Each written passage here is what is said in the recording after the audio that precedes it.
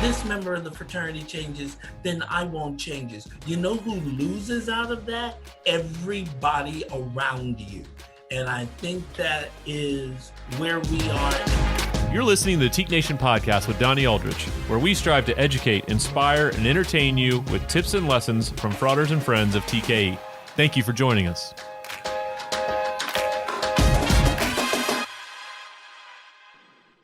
Welcome in to this episode of the Teak Nation podcast, another historic episode where we have three tremendous guests with us here in our Esteem series and a discussion on BIPOC, which is Black, Indigenous, and People of Color, gaining perspectives, continuing to grow as students of humanity and members of our great fraternity. Honored to have three tremendous Teaks with us. First, I want to welcome in a past Grand Preakness, former Director of the United States Mint, Frater Ed Moy. Thank you for being here, sir. Yep. Delighted to be here. Secondly, I want to welcome in a GPA and a member initiate down in Louisiana who now lives in the great state of Florida, Frater Edwin Robinson. Welcome in. Oh, so honored to be here. Thank you, Donnie. And so we've represented the East Coast pretty well between Frater Moy and Frater Edwin, although Frater Moy used to live in Seattle. Want to welcome in somebody from LA, Hollywood, recent Leadership Academy graduate, young alum who's been out of school now 4 or 5 years, Frater John Broadway. Hey, what's up? Thanks so much for having me, Donnie. Thanks for being here. So as we get going in this conversation, one place I want to start is your beginnings in the fraternity and your heritage in coming into the organization and the recruitment process. And it's a bit of a layup for me in starting this podcast and being a student and listening, because I know this story. I've heard this story before, but I want to hear it told again. And also I want our members to hear it. And that's, Frater Moy, your story of recruitment and what you went through as a member of a BIPOC member in your recruitment process and what Teak meant to you during that recruitment process. Would you mind telling the story of your recruitment? Yeah, thanks for asking, Donnie. So just a little bit of my background. I am the son of Chinese immigrants. My dad was born in mainland China, fled during the Communist Revolution, became a naturalized citizen here in America, wanted to open up some restaurants, so we went back to Hong Kong because they spoke English in Hong Kong to find a wife. After a whirlwind romance, found my mom. 3 months later, they were married and they came to the U.S. I was born 9 months after that. And so, I grew up in the Midwest. I was born in Michigan, did most of my growing up in Wisconsin. Fairly middle class, very white. And these racial issues just never really affected me, or I didn't think a lot about them. Other than I was always the odd man out. When I was with my friends, there were no other ethnic minorities, but there was Ed Moy, right? But they treated me like everybody else. So my first confrontation really was when I went to school at the University of Wisconsin-Madison. I was in the jock dorms, and there were a number of people on my same floor that I became friends with that they wanted to investigate fraternities. And so they went to Rush during fall. And we also had one of my high school friends who was a Teak legacy. His dad was a Teak. He wanted to rush with us too. And so we went around and we saw about 7 or 8 different houses. And I noticed something beginning with the first house. We went there, they're having rush. There were a lot of people trying to get in.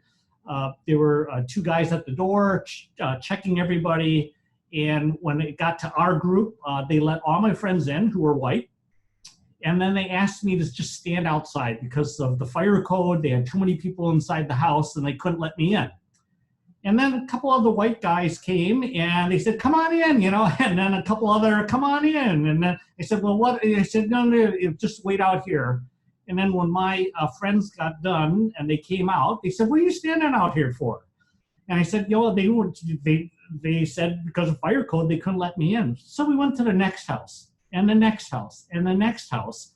And for like 5 houses in a row, there was exactly the same reaction. And all of a sudden it dawned on me, the reason why I wasn't being let into these fraternity houses was that I was not white. And the last house on the list was the Teak House. And we went right up to the Teak House, went through the doors, and there was Fritz Jacoby, who many of us know. And I could hear him laughing, which was one of the most distinctive memories that I have walking into the Teak House. And he comes up right away and he says, "Hi, I'm Fritz. Who are you? I'm Ed Moy. So what are you majoring in? I'm pre-med. Let me introduce you to Paul Miller. He's another pre-med person. Let me introduce you to here.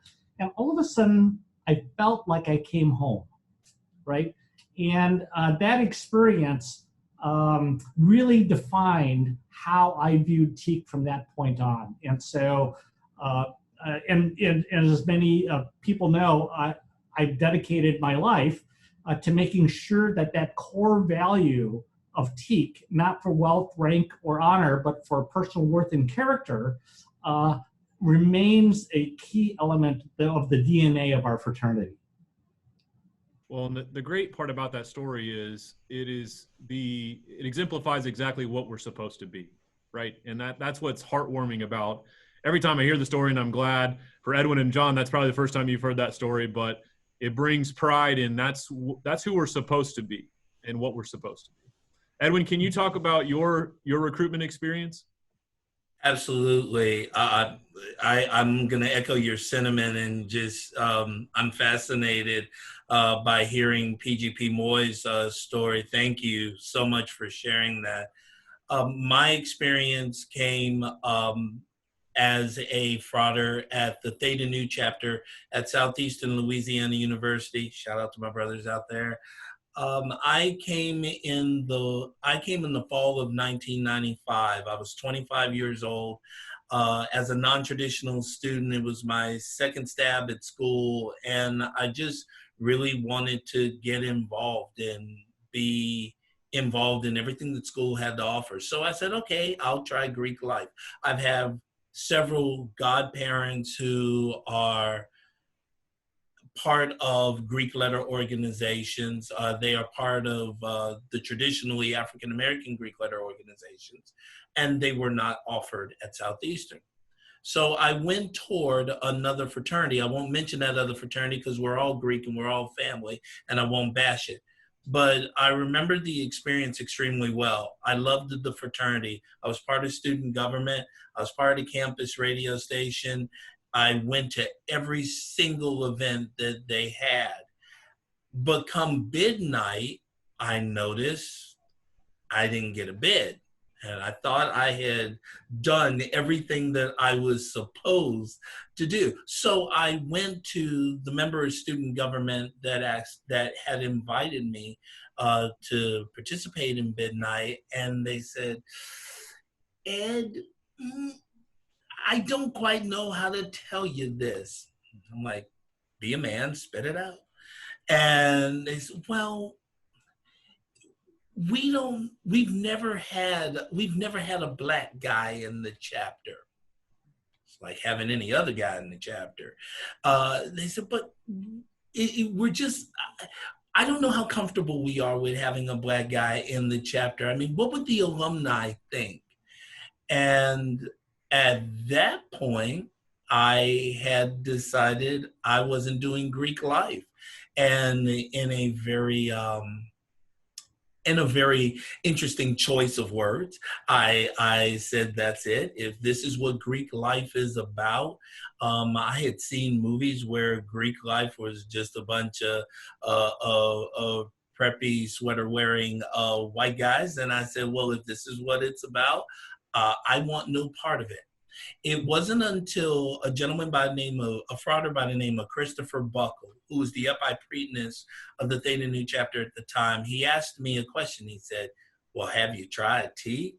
And I said, "No, not that house out there on the corner. Y'all ain't nothing but a bunch of deer shooting rednecks."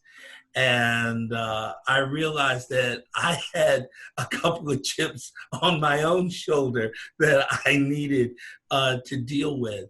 Chris, through much cajoling, invited me to come to the house. And I came to the house. I ate enough Sam's Club burgers to last me a lifetime. I met a wonderful gentleman by the name of Travis Ridgedale, who has been a past GPA of the Cajun province in Louisiana, has a past graduate of the Leadership Academy, and he introduced himself to me, and I started to like the guys, but I still had that previous experience and said, okay, I don't think I'm comfortable. I'm not sure if I fit in. I'm ready to walk out the door.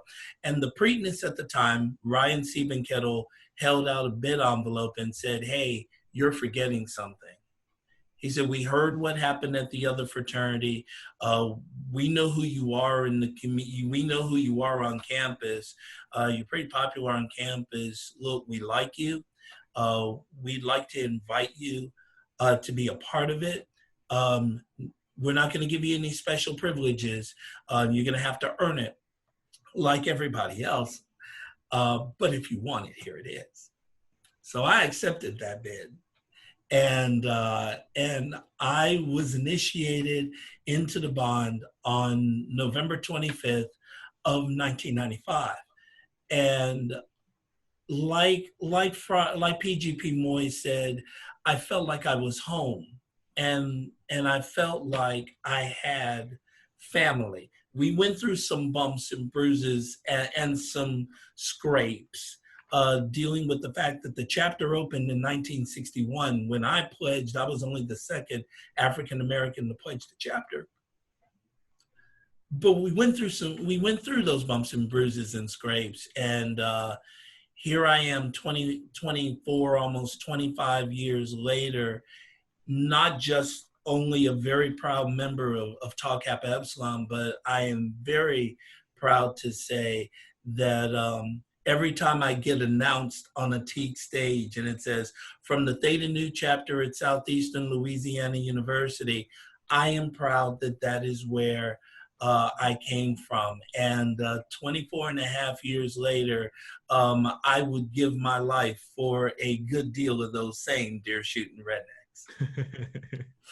Well, thank you for sharing that and being vulnerable. John, out in Long Beach, especially our groups out in California, right? We have a lot of diversity. We have basically every single ethnicity out there. Can you talk about your experience and how you joined TKE? Yeah. So I definitely had a very non-traditional upbringing with TKE. Because when I joined, it was back in 2012, and I think they were just back on campus, I think for like 2 years. So they were kind of just getting back, they were kind of just moving away from like Wild Wild West days, I guess, right? Because they were back on campus. So when I moved to Long Beach in 2012, and I was hanging out with my girlfriend, and she invited me to a TKE party. At that time, I was going to Long Beach City, but I was still like planning on going to Long Beach State. That was the reason why I had moved down to Long Beach. And as soon as I went to the party, I remember I was a little nervous just because I was like, oh, I don't know if these guys are going to be, rude and stuff. I'm like, oh, he doesn't even go here. Like, who is this guy? So I was a little nervous, but just, I guess, excited for the experience. And as soon as I went in there, I definitely felt welcomed by everyone. Everyone was really cool.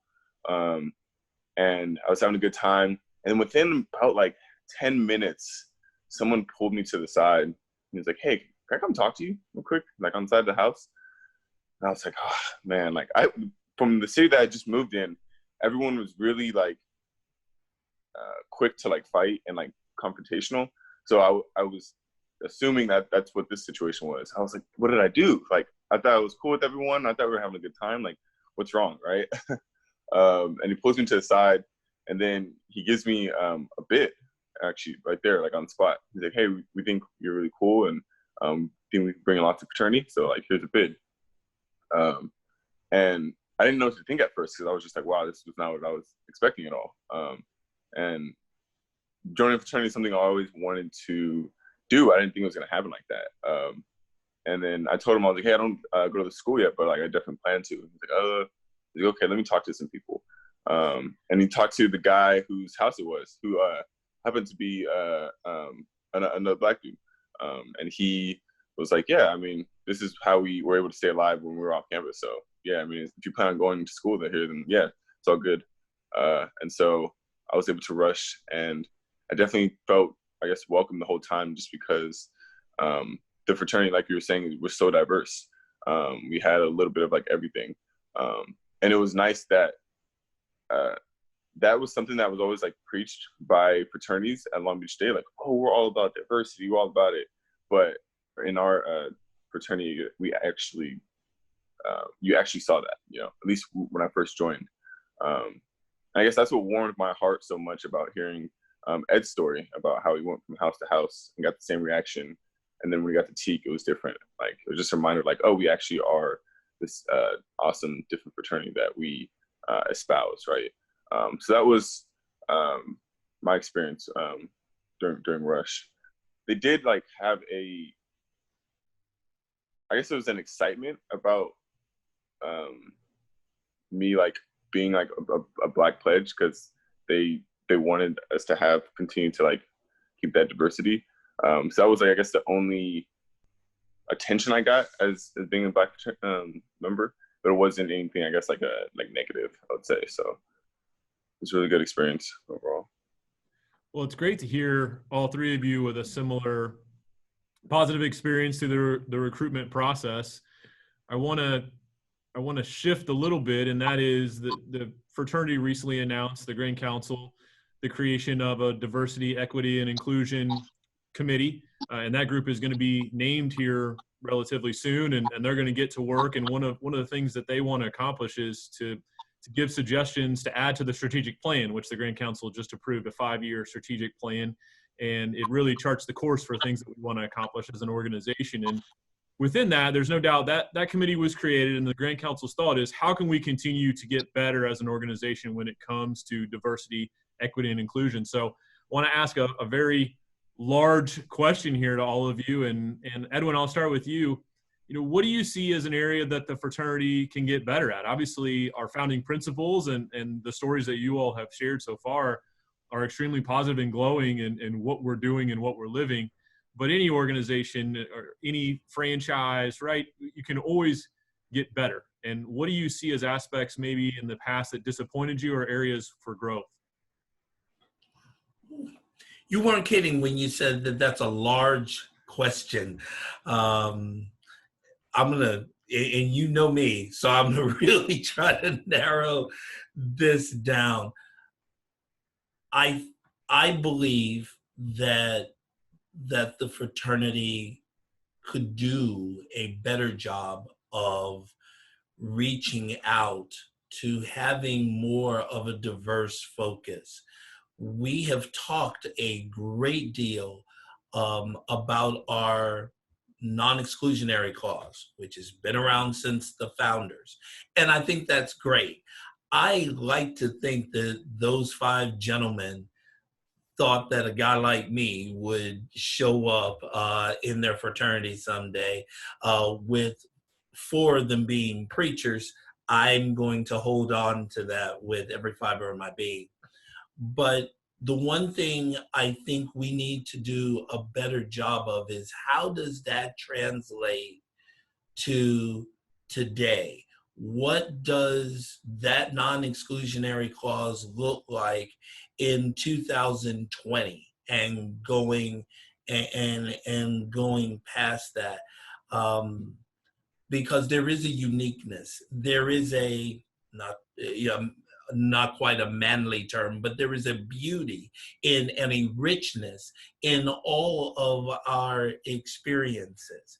And I would like to see more of a melting pot, I guess, as you were, of those experiences. And are we going out to reach those of various ethnicities, various racial backgrounds? I believe it's still many men as one man, but I also believe that that one man is made up of a huge breadth and depth of experiences and cultures and things that they can bring in to the melting pot. Just the people that are on this podcast right now prove that in spades. Thank you, Edwin. John, what are your thoughts about ways the fraternity can get better, how we can continue to champion diversity, equity, and inclusion. Yeah, well, first off, I would say that you guys have already started off on a really good foot. Like your work in making sure the TKE page is a very inclusive space for us was really felt, you know, and I saw that and I appreciate that. Having a committee dedicated to it is obviously another great first step. I also think that, you know, being very intent on having people of color in rooms that in which decision making is happening is very important, because we're able to provide a valuable perspective that may be missed, right, when we're not in part of like decision making processes. And I think like the EDI community or committee is something that will be able to provide value to that, or provide like that perspective as well. I also think, I don't know if Edwin or someone had brought this up on the first Zoom call we had for the EDI committee when we were just getting things started. But like having some sort of like history about like who was like the first like Black member of TKE, or like who was the first like this or that member, like kind of including our diversity aspect, or more like diverse aspects into our history, because, you know, every TKE is required to learn history when they pledge, right? So I think having some sort of diversity aspect in our history can really like entrench that in our values, right?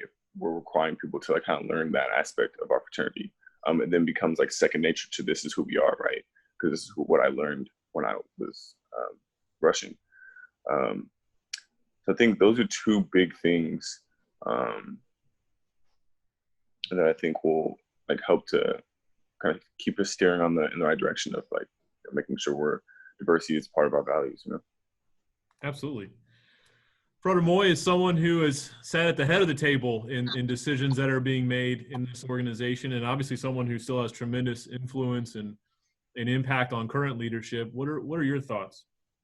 Well, thanks for asking. And first of all, I want to say to Frater Robinson and Frater Broadway, thank you. I am on this journey, and I am still learning. And so I really appreciate you being able to share your experiences unvarnished. I think that's really helpful. So saying that, there's a couple points that come to my mind.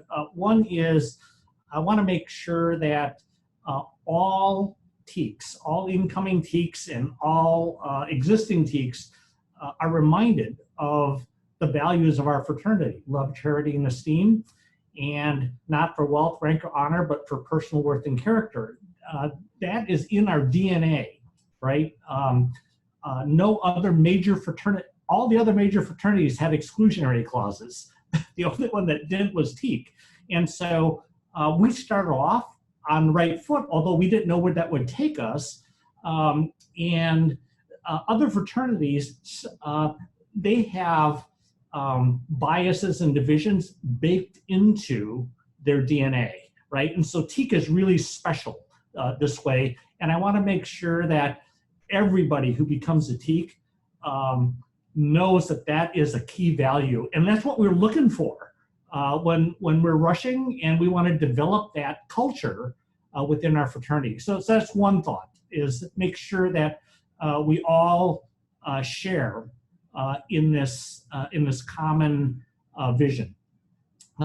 Second, as Frater Robinson and Frater Broadway said, I think we need to be more intentional in pursuing this diverse view. So, you know, you have people who don't want diversity, so they just lock the front door and prevent people like me from walking in, right? So that's one way people handle it. Other people just open the door, and whoever else walks in, we're not going to have any bias toward them, but we're not actually going to seek them out either.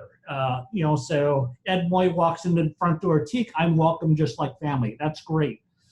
I think given the tensions in this society, we can accelerate the solutions to some of those tensions by being more intentional.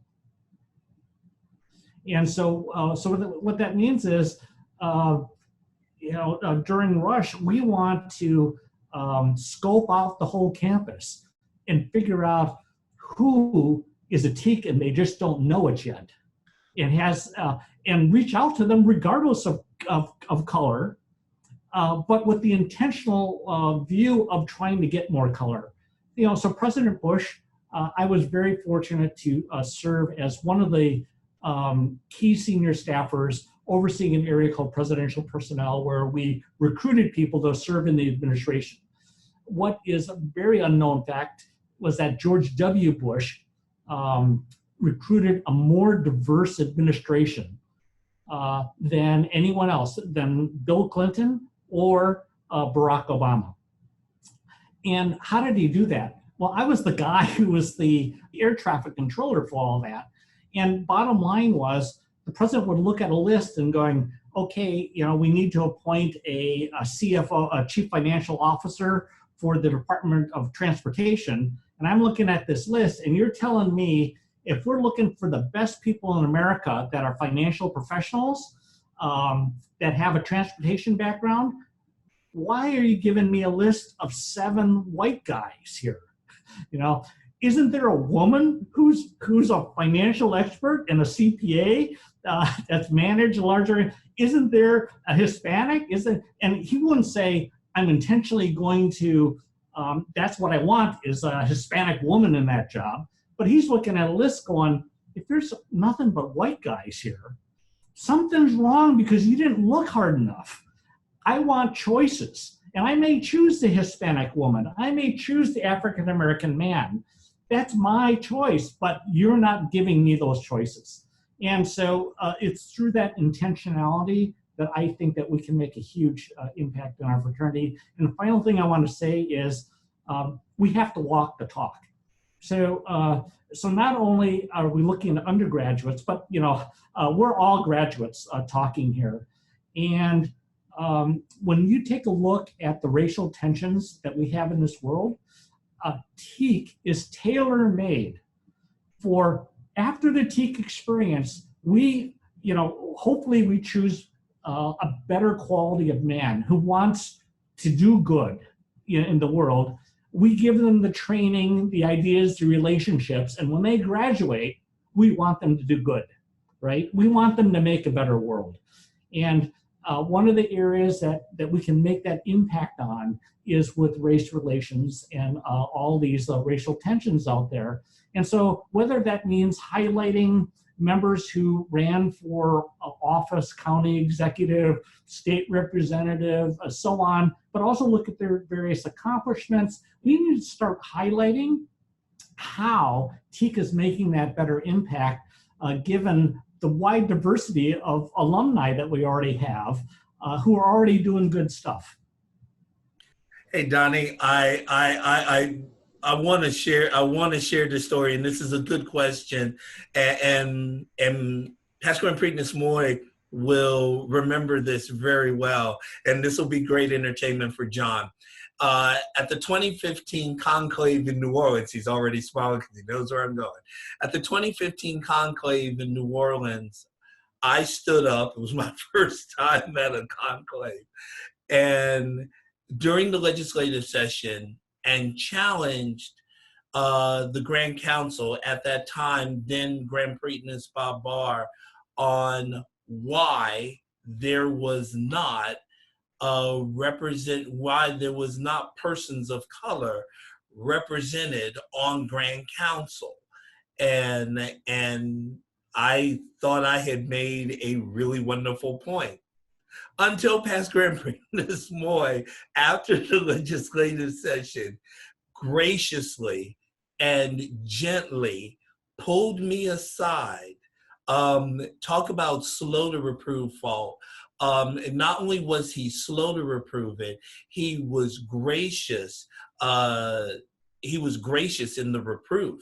And and while I think what I meant to say somewhere was that I really wanted to see an African American sit on that Grand Council, the fact that we have not had persons of color or persons of diverse ethnic backgrounds the way I said it on its face was absolutely false. And I just wanted to publicly not only recognize that and still believe that that's an area that we could address even as Tau Kappa Epsilon.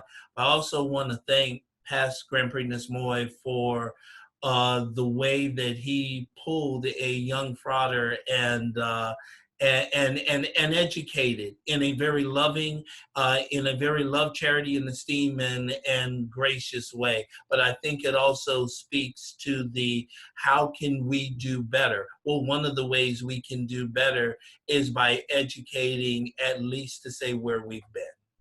Yeah. Thank you, Frater Robinson. And if I could just add on to that, so I am generally not a wave the flag and put it in your face kind of person, right? So that's just my own natural personality. But we have a lot of things to be proud of. When you take a look at our leadership, for example, just Grand Council as a slice of that, when I became the Grand Priestess, I think I'm the only, out of the 7 major fraternities, I'm the only person who's ever been chairman that is of color, right? And on the Grand Council too, when you take a look at that, Frater Hansen is half Chinese, and so he's of color, and Frater Montgomery is half Mexican. Yeah, and his mom worked as a housekeeper in hotels. It was that humble of an experience. But for me, I felt really uncomfortable at the time, kind of broadcasting that, right? And so I don't blame you for asking the question, because Frater Hansen and Frater Montgomery, they don't look of color, and so you just can't make that assumption. But then, I'm, in a way, maybe it's my old-fashioned thinking, I'm a bit colorblind, and so I don't advertise those facts. But I think it's time for us to make that better known, just so people know that not only do we talk about diversity, but we have elements of diversity on our path to become more diverse organization. Well, and I love that point, because I just step out a little bit in terms of in the last 6 weeks, right? Especially, and this is another transition I want to make since the tragic killing of George Floyd. Obviously, there's been a lot of discussion, and to Frater Moy's point, there's been a lot of division. And as the fraternity has leaned into the DEI committee, some of the pushback that I have received, being the CEO of the fraternity, is, we don't need to talk about our diversity. We were founded in diversity, so we don't ever need to talk about it. Well, to me, that's the complete opposite. We have a responsibility, to Frater Ed's point, both Frater Ed's points. We have a responsibility to champion what we've done and to talk about it even more. Because I sit on calls. I have a few other CEOs of major fraternities, some of the 7 that Frater Ed was mentioning, that we have a call every 2 weeks, and we talk about issues going on in the fraternity. And obviously the last 4 months has been a lot of COVID related, and then some of the social change.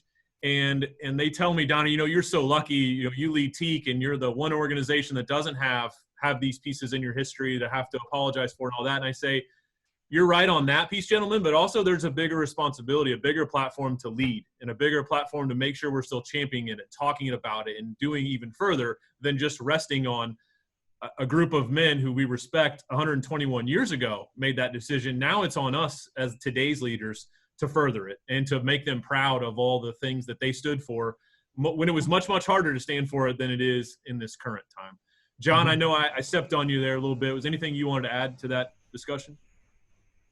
Oh, yeah, no problem. I just thought that their interaction that they just shared, right, about how Frater Ed pulled Edwin aside and very casually and nicely reproved his fault, really speaks to a point that I guess I forgot to mention earlier, which is how helpful it can be in, I guess, making sure there's some sort of training of campus leaders for them to be able to address any issues like these or any race-related issues that come up in a way that's very conducive to creating like a harmonious state moving forward, right? Because I think these issues can be very difficult to talk about and to deal with when they come up, because I know I had a couple, and having some sort of training in like how to handle those situations can be another way to really create an environment and atmosphere within our fraternity in which diversity is truly championed, right?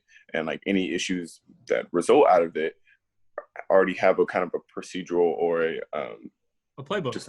Playbook. Thank you. Yeah, the kind of playbook of how to like handle them. So I think that's another way that we can really keep pushing the ball forward in this issue.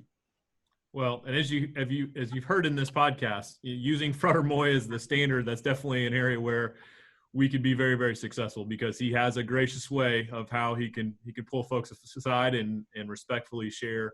Here's another perspective. Here's another way to think about it. Here's another way for us to be better in a way that allows that person to still keep their dignity, but also to be better and to grow.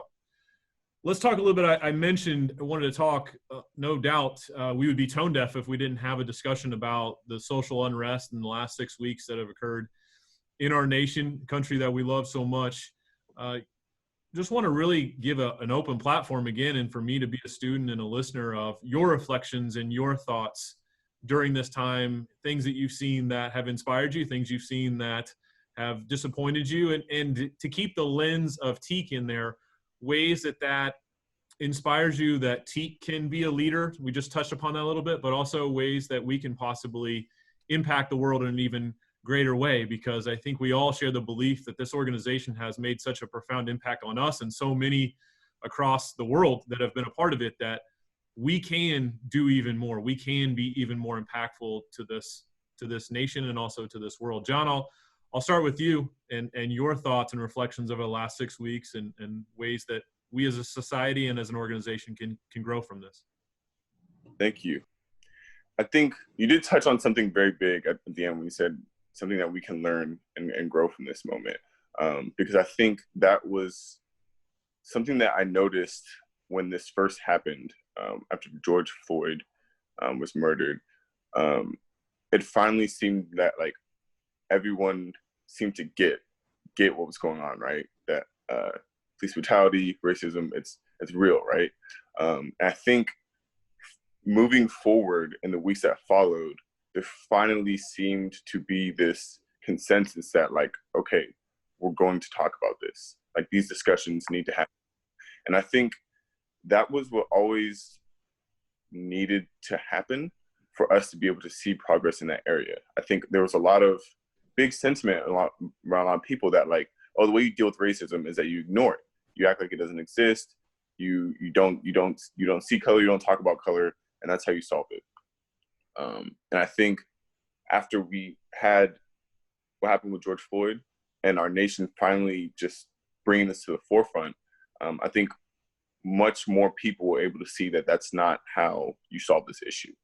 You only solve an issue, you only solve a problem by discussing it, right, and acknowledging it. That's the very first step in solving anything. And so I think that's what warmed my heart about this period of just social awakening or social unrest, right? Is people finally being open to talking more about it and actually like picking up a book about it or like listening to like people of color and like hearing their experiences. It's just like actually acknowledging the situation for what it is, hearing from people who are affected by it and really championing their voices and their stories. And so that's, again, why I've been really glad to see you guys willing to do that on the Facebook page and the podcast. You guys are doing a really good job so far. And I think, moving forward from here is just not just like talking about it, but also doing as much as you can to educate and provide that education for people who may be unaware of just like these certain issues, right, that are being brought to the forefront and how they're impacting people. Because it's very easy, I think as Ed was saying, and where he grew up, it was just so overwhelmingly white. And like, that was just, so in areas like that, people who come from backgrounds like that, it may be very hard for them to understand anything different, right? Or any problems that people have as it relates to race and racism. So continuing to talk about it, acknowledging it, and like educate is something we can continue to do moving forward from here. And I'm glad that there seems to be so many steps put in place as a result in the last few weeks. Thank you. Edwin, what are your thoughts? I know it was probably 4 weeks ago or so. Even you and I had a conversation. I just called to see how you were doing, and we had a good conversation. But sharing with the entire TKE Nation now, how are you doing? What are your thoughts? Boy, I think of Marvin Gaye when I see all of this. The picket lines and the picket signs don't punish me with brutality, but just talk to me so you can see what's going on. This hurt. There's no other way I think I can say. When I saw that now former police officer's knee on the neck of George Floyd, that hurt, that stung. I likened it to a big game hunter standing in front of prey he just shot.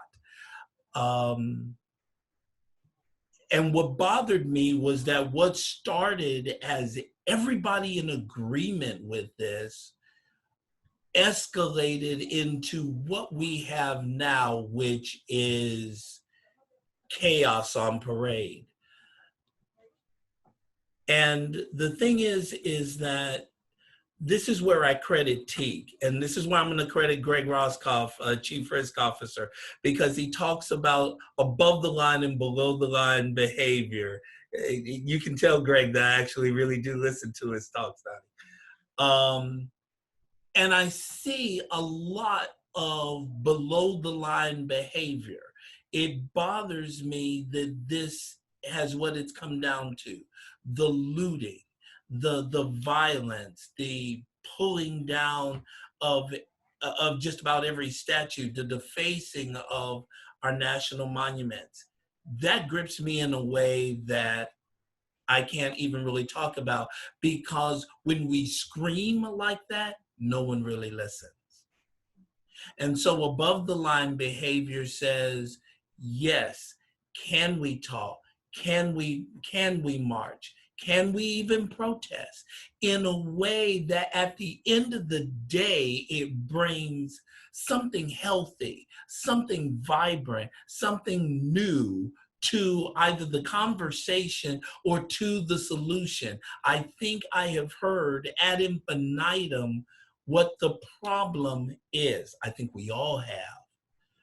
But what has not come out of any of this is the solution.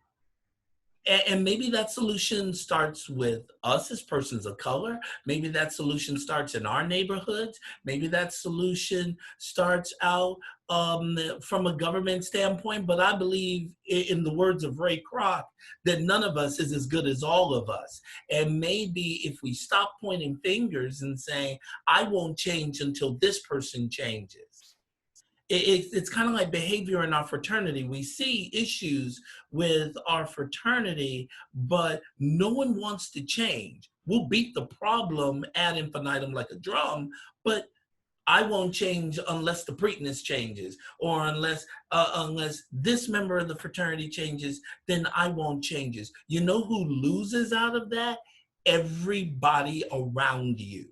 And I think that is where we are in a national sense. If people cannot sit down and have a conversation and seek first to understand and then to be understood, the people that lose is our communities, nations, our law enforcement, to which we have many members of this fraternity a part of law enforcement, and they are living love, charity, and esteem behind the shield that they wear. And I think we can do better. We must do better, but I think it first starts with something as simple as that conversation, Donnie, that you and I had. Hey, what's going on and what can we do? Well, and it reminds me, as a staff, we for many years we had a book, and as the year started, you had to read that book, and especially for all three of you remember John Deckard, and part of leading the fraternal services team and leading the staff, he would have a book, and we'd have to read that book. And what you just spoke on, Edwin, reminds me of one of the books one year was "Change is Great, You Go First," and it covers that exact mentality that people understand change is important. They see the value in it. It's just who's going to be the person to step off the ledge and to lead and to make it happen. And that's a great transition. Frater Moy, someone who has led change, impacted this country at the highest levels. What's in your heart and on your mind when it comes to what's occurred in the last 6 weeks, and understanding more than any of us the structural changes and what this could mean and what it needs to mean to move us forward? Mm-hmm. Yeah, really good question. Really hard issue to deal with. And if I were to sum up what I heard from Frater Broadway and Frater Robinson is, I think the biggest impact that we can make is on what we can influence. And so it's on a local level, right? And I think local efforts add up to national effort. And so to me, what it means is, and what I've heard from our fellow Fraters, is we have to lead by example, right? We can't just talk about it. We have to do something about it. We have to take our values and live them out in such a way as other people go, whoa, those teaks are different, right? They're trying to be part of the solution. And that's where I think we need to go. And let me give you just one small vignette. Recently, during the protests nationwide, the ones in Madison, Wisconsin got violent. And one of the byproducts of that was the Lambda chapter house was not only vandalized, but a few bricks were thrown through windows, and 5 Fraters ended up getting hurt, one bad enough that they had to be hospitalized. And then, so the Fraters got really angry, who did this? We got to, have justice here. And what they found out was there was a African-American student who posted pictures of this on his, I think it was a Facebook page, Facebook or Instagram. And it basically said, look at this, isn't this great? Fraternities, as we all know, are bastions of white supremacy, and they've gotten away with murder and rape against the ethnic minorities, and so glad this happened to them. So we don't know if that person actually threw the bricks or if he was just walking by, took the pictures, and then commented on it. And you should see all, as I'm part of the Lambda group, as I'm seeing all this exchange, we got to get it back at him, we got to justice, we got to arrest the guy, and so on. And I just didn't want to get involved in that. So I reached out to him. So I went to his Facebook, I think it was Facebook. I don't remember what social media thing, Facebook or Twitter. And so I went and said, I don't know if you know this, but we were founded on non-exclusionary, and we do all these great things and we're diverse and so on. And he responded back saying, this is the strangest thing I've ever heard.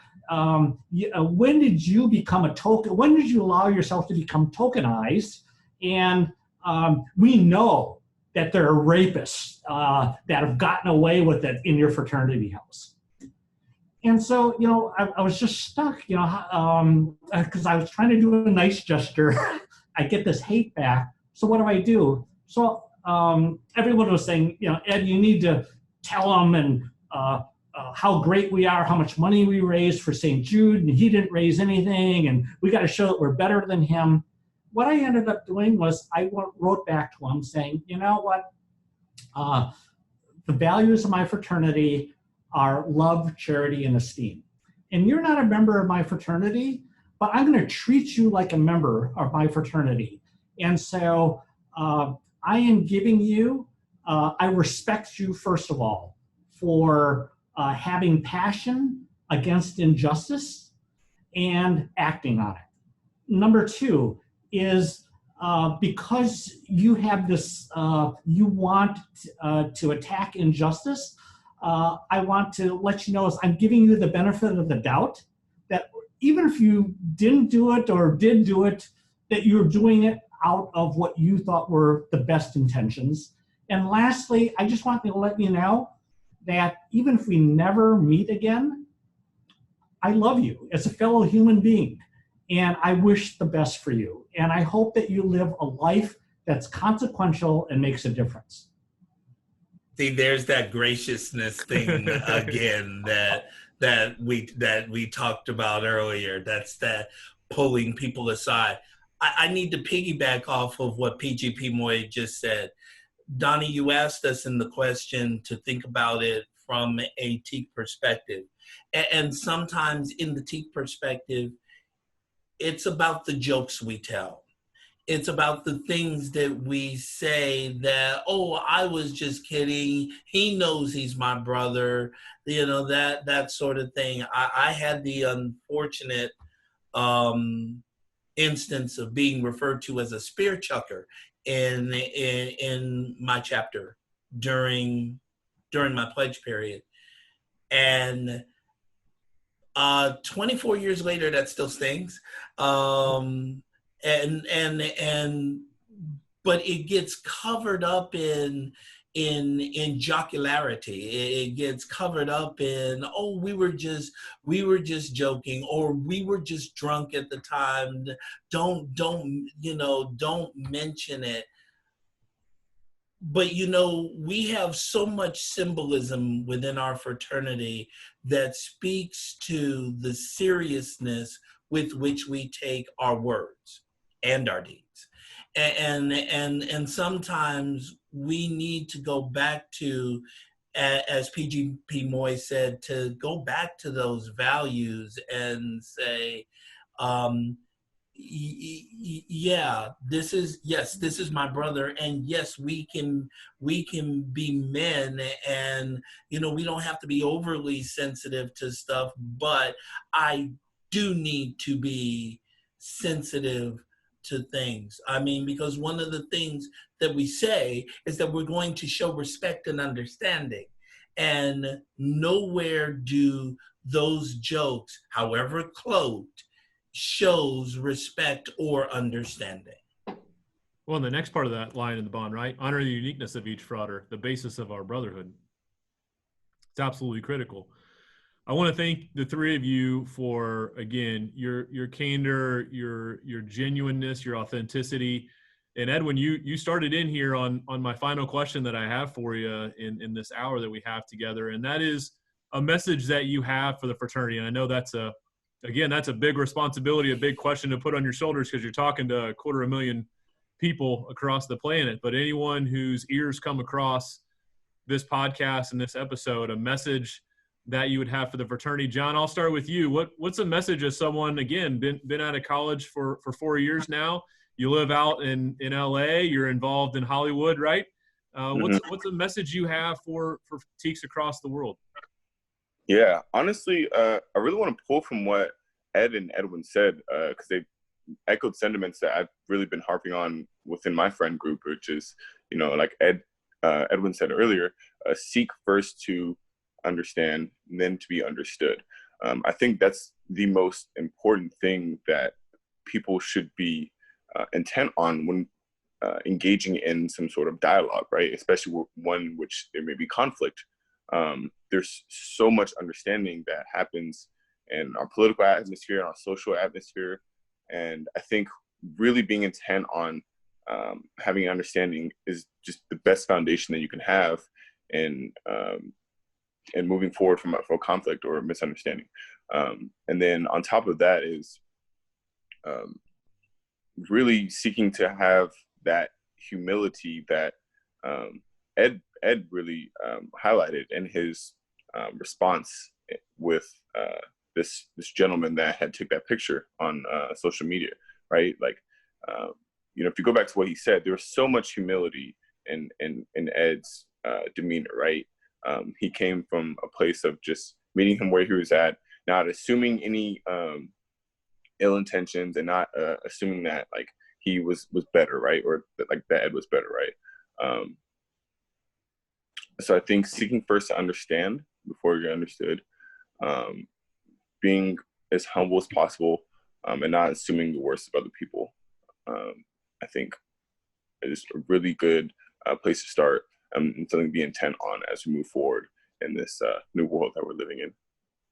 Thank you very much, and thank you for joining us today. Edwin, any other thoughts you want to add in there? Again, something we didn't talk about, someone who's very involved with his church. I know you can share a message and share a gospel with the folks. Anything you want to highlight and showcase for our membership here with this platform to talk to the world?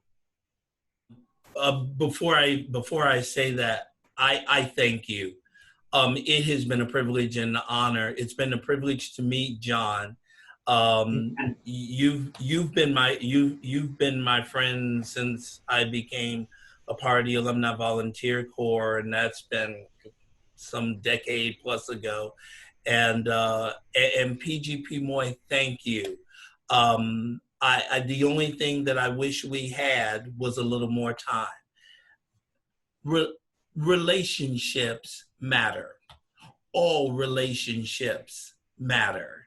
You know, somewhere I read that I promised to be guided by charity, esteem, and love in my relationships throughout my lifetime. And I have been blessed by the richness and by the diversity of the relationships that I have had over the last 24 and a half years, and especially the last 12 or so years that I've been an alumni volunteer. From people like you, Donnie, to the late John Decker, to Alex Swenson, to Greg Roscoff, and I know I'm gonna start naming people and I'm gonna miss folks. And I will not have social unrest second guess the relationships that I have made, because you all are men of goodwill and you all respect me as a man of goodwill. Not perfect, but a man of goodwill that needs to be aided in his mental, moral, and social development from time to time. I truly believe, my faith says, Jesus says, a new commandment I give you. Love one another as I have loved you, so you must love one another. And by this, all men will know that you are my disciples if you have love for one another.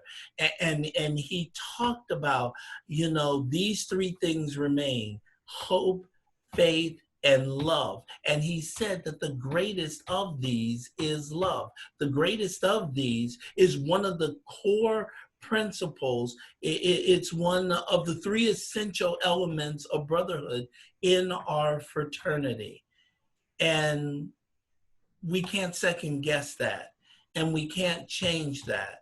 And so if we come at a brother with love first and understanding second, I think we can set a tone, and we can set an example, and we can set a pace for good social relationships moving forward. I love this fraternity and truthfully every man in it. And this conversation has been huge. Thanks, Donnie. Well, you don't have to be a Christian to appreciate that message. There's a lot of fraternal values in there, and especially love. And every time, Edwin, you and I have a conversation, the love and the passion comes out, and I truly am grateful for our relationship. Ed, wrap us up. Someone who's, again, stood at the head of the line and led this organization, and again continues to daily. What's a message you would share with Teak Nation? Yeah. So my parting words are, we are better men for a better world. When it comes right down to it, Teak is a very special organization, right? How we were founded, what our values are, and we are, as human beings, we're not perfect. And but what being part of this organization does, it's like our Constitution, right? Which was written so that in order to form a more perfect union, we are, when we end up joining Teak, Teak imparts to us a certain brotherhood, certain values that helps us become better men with the desire that we go out into the world to make the world into a better place. And that's an ongoing process. And we're not perfect. We're going to make mistakes along the way. But our values have withstood the test of time. And if we do our best to live out the ideals of our fraternity and embody them so that we become examples for others, TKE will become closer to fulfilling the reason why it was created. And so that is my wish for all the Fraters that are listening. Fraters, I love the fraternity. Well, amen to that. Thank you, gentlemen. I hope that everyone out there listening, that you've gained as much and grown as much in the last hour from the messages that have been shared here as I have. Please share this episode of the podcast with your fellow Fraters, share it with your family, put it out there on your social media pages, and ensure that people can take this message and grow from it and learn from it and continue the conversations, because that's the one theme that was hit on from our panelists the entire conversation. We need to keep communicating. We need to keep talking. We need to keep sharing perspectives so we can all grow, so we can all be more thoughtful and graceful in the ways that we act and champion this fraternity and all the values that it espouses. Thank you all for joining this episode of the TKE Nation podcast, and enjoy your day.